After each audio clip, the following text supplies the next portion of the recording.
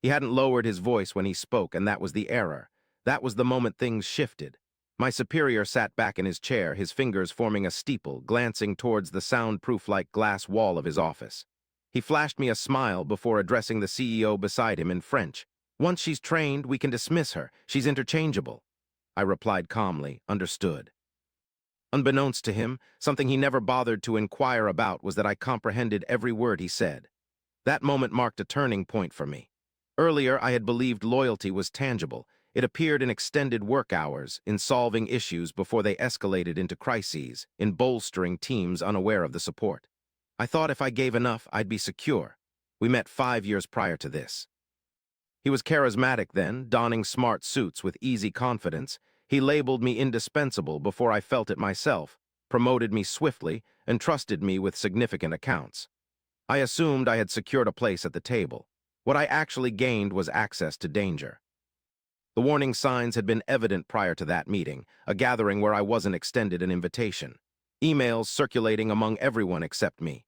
A fresh recruit joining the team temporarily, ambitious and potentially threatening, tasked with observing my work.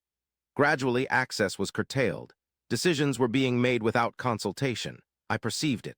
I'm always attuned. Betrayal doesn't come with alarms, it creeps in subtly, disguising itself as happenstance, testing your tolerance levels. Then came the French speaker. I didn't react, I didn't correct him. I didn't reveal my displeasure through furrowed brows or tense jawlines. I smiled. I jotted down notes. I inquired about their desired training milestones for her. Within me, a chill settled. I ceased to be loyal. I began to be meticulous. I had 1 month, 30 days to transform from asset to burden or to become an instrument. I opted for the latter. I trained her extensively. That was crucial. No oversights, no shortcuts. I wanted her capable enough to endure what lay ahead. I recorded everything. Procedures, choices, variations. I saved emails. Took snapshots, approved documents, secretly archived conversations for personal review. At night, I pored over my contract, every detail, every safeguard they seemed to have overlooked. Once I spoke hypothetically with a lawyer. I scrutinized my own work, searching for any flaws, but found none. Instead, I uncovered oversights, misclassified contractors, questionable accounting practices, compliance loopholes so narrow they were almost invisible. Signatures on decisions that legally belong to someone else, the CEO. The kind of situation that stays hidden until it's brought to light. I chose not to confront. Instead, I waited. People believe revenge is loud, but it isn't. It's patient. It knows when to strike and when to let things unfold naturally. One day arrived as expected, scheduled, unavoidable. My boss pushed a termination notice towards me. He looked almost indifferent. Restructuring, he claimed, nothing personal.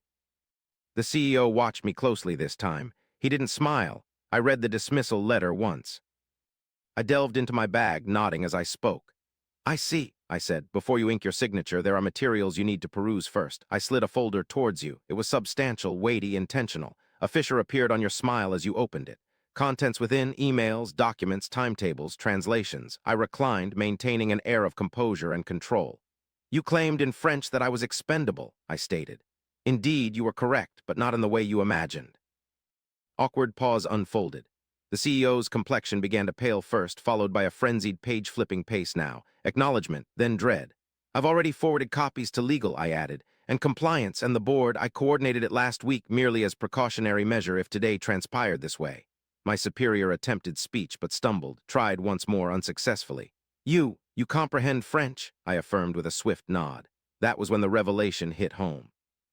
Not the documents, not the repercussions, the awareness that your entire scheme relied on my presumed obliviousness. The dismissal notice shuddered in your grip. They didn't oust me. They couldn't. Instead, they requested a private meeting while they reached out to others. The novice employee averted her gaze as I gathered my belongings meticulously and serenely, indicating she was done with this workplace. In 2 weeks, my superior vanished silently without notice. The CEO departed shortly after, more loudly and chaotically. I accepted the severance package they offered, which doubled their initial plan, and also a non-disclosure agreement that protected me more than it did them. The employee kept her position. I decided not to linger for the ensuing fallout. I didn't need to. This narrative isn't about displays of anger or triumphant lapse. It's about understanding. They believed deceit would shatter me, that I'd be panic-stricken, pleading, and aggressive. Instead, I listened, learned, and waited. Justice doesn't always manifest as yelling in an office or slamming doors. Sometimes it appears as a tranquil nod, A month of silence, a file placed delicately on a desk. Sometimes the sweetest revenge is recognizing, too late, that they never held power over me at all.